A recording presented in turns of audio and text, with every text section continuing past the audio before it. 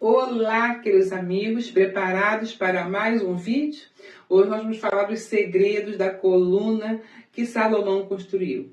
Ali há um mistério escondido no templo de Salomão e a gente já vem falando sobre isso e hoje nós vamos dar continuidade. Você que ainda não viu, volte e veja.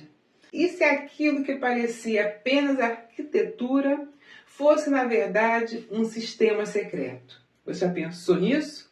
No templo construído por Salomão, nós temos duas colunas. Elas guardavam a entrada do templo. Mas talvez elas guardassem algo muito maior. As colunas, elas vão conversar com a gente sem palavras. No livro de 1 Reis, nós somos apresentados a duas colunas. O nome delas, Joaquim e Boaz. E elas não sustentavam apenas o templo. Elas tinham uma função estrutural aparente. Então, por que elas estavam ali? Os seus nomes vão dizer. Seus nomes revelam mistério. Porque quer dizer, ele estabelecerá. Nela está força, equilíbrio e força. Mas isso é mais do que simbólico, queridos irmãos. Um mecanismo oculto em ação. O templo, queridos irmãos, não era apenas espiritual. Ele era tecnológico. Porque com as alianças com o Egito, Salomão ele teve o quê? Acesso a conhecimentos avançados da época. Ele vai buscar uma pessoa de lá para ajudar no templo. Leia isso. Um sistema de alavancas ocultos conectava as colunas lá na frente, ligando toda essa estrutura ao subterrâneo. Um mecanismo de quê? Emergência para proteger o sagrado. Uma vez que a arca já tinha sido levada para ser colocada ali aos pés de Dagom. Mas, queridos irmãos, algo estranho acontece nos registros bíblicos. Isso está em 1 Reis 7, porque em 1 Reis 7 há capitéis com 5 côvados. Já em 2 Reis 25, os capitéis têm 3 côvados. 2 côvados desaparecem. Coincidência? Evidências de que algo aconteceu. Nada é por acaso nas Escrituras. Isso tem que ficar bem claro. Deus deixa tudo para nós. Quando a gente acha, fica mais fácil. Quando Nabucodonosor ele invade Jerusalém, o templo é todo destruído, como nós já sabemos. Tesouros são levados, mas algo acontece. A Arca da Aliança não aparece em nenhuma descrição, em nenhuma captura, nenhuma descrição clara, nenhum registro. E aí isso nos leva a uma possibilidade inquietante. Será que a arca não estava mais lá? Fica essa questão. E aí nós temos o segredo de Jeremias, nosso profeta, que a gente começou a falar para chegar aqui. Jeremias, ele descreve colunas como medidas diferentes. Ele conhece o estado original do templo e das colunas. O conhecimento que ele tinha acesso a detalhes internos do templo. E tudo mostra uma possível participação de um plano secreto do profeta Jeremias. Olha como Deus usa os seus profetas perfeitamente para o fim. Então, o que estava debaixo do templo? O que estava lá? O templo não era apenas uma estrutura visível, mas a tradição bíblica, em relatos muito antigos, há indícios de que há câmaras ocultas, subterrâneas, áreas restritas, acessíveis apenas aos sacerdotes. E aí isso levanta uma questão para nós. O que realmente existia abaixo dos Santos dos Santos. Hoje nós não vamos falar dos Santos dos Santos, porque envolve muita coisa pequena, muitos detalhes. Vamos deixar para o próximo. Então, vamos falar do sistema de proteção. Se as colunas Joaquim e Boaz eram parte de um mecanismo, então esse sistema precisava levar a algum lugar. Esse é o ponto-chave. Túneis conectados ao interior do templo. Câmaras secretas abaixo da estrutura. Um esconderijo preparado para momentos de invasão. Você já parou para pensar que isso pode fazer parte de todo o pensamento de Salomão? Um plano de emergência para proteger o mais sagrado de Israel. E olha que eles tinham tudo preparado para isso. Quando o rei da Babilônia invade Jerusalém, o templo é saqueado, objetos são levados, tudo é destruído. Mas há um detalhe, queridos irmãos, crucial para nós. A Arca da Aliança não aparece na lista. Nenhuma capturada, nenhuma destruída, nenhuma exibida como troféu. Que é isso que eles iam fazer, né? Para mostrar o seu poderio. E isso é extremamente incomum para aqueles reis. O silêncio das Escrituras, queridos irmãos, nos textos de 2 Reis e Jeremias, eles vão detalhando os itens levados, mas o objeto mais sagrado de todos simplesmente desapareceu da narrativa. Então, cadê a Arca da Aliança?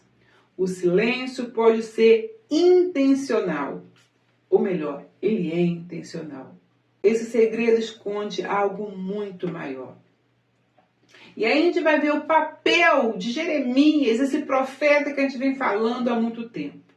As tradições antigas sugerem que o profeta Jeremias ele já sabia da destruição iminente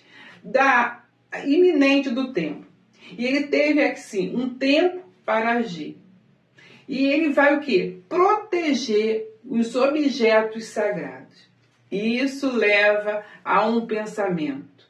Ele pode ter ajudado a esconder a Arca da Aliança. Queridos irmãos, a gente sabe que essas pistas ficaram deixadas por Amós. Amós vai explicar tudo.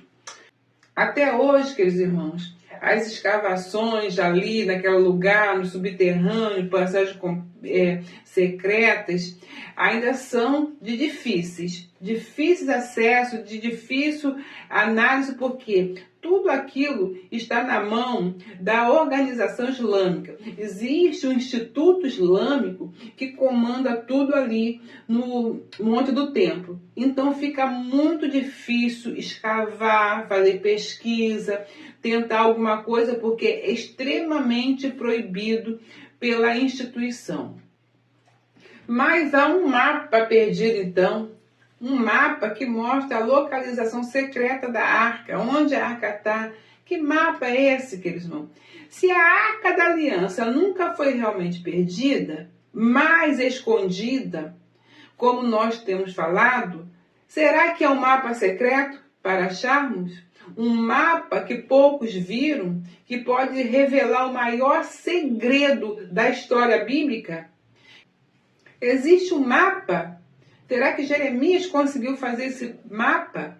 Ao longo dos séculos, surgiram relatos de documentos antigos que indicariam o quê? A localização exata da arca. Isso há muitos zum por aí. Alguns afirmam que sacerdotes esconderam pistas, manuscritos, foram preservados em segredo. O local exato foi registrado. O local exato foi registrado, mas não protegido. Um desses relatos fala de um tesouro. um tesouro escondido, ligado ao templo. Então, existem vários questionamentos, vários mitos, várias lendas falando sobre isso. Fala sobre um tesouro que está ali. Os textos antigos mencionam esconderijo de objetos sagrados antigo da destruição de Jerusalém. Isso tudo durante a invasão de Nabucodonosor, é claro. E dizem que os sacerdotes teriam agido rapidamente. Objetos foram retirados do templo naquele momento. Locais secretos foram utilizados. E isso reforça, queridos irmãos, a ideia de planejamento antecipado. Mas tudo isso está ligado, como nós falamos, a Jeremias.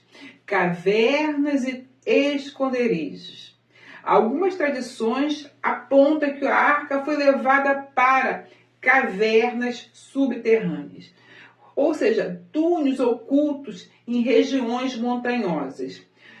Queridos irmãos, um dos nomes mais citados nos estudos é o Monte Nebo, porque ele está associado à história de Moisés. Então, existem muitas histórias falando da Arca da Aliança.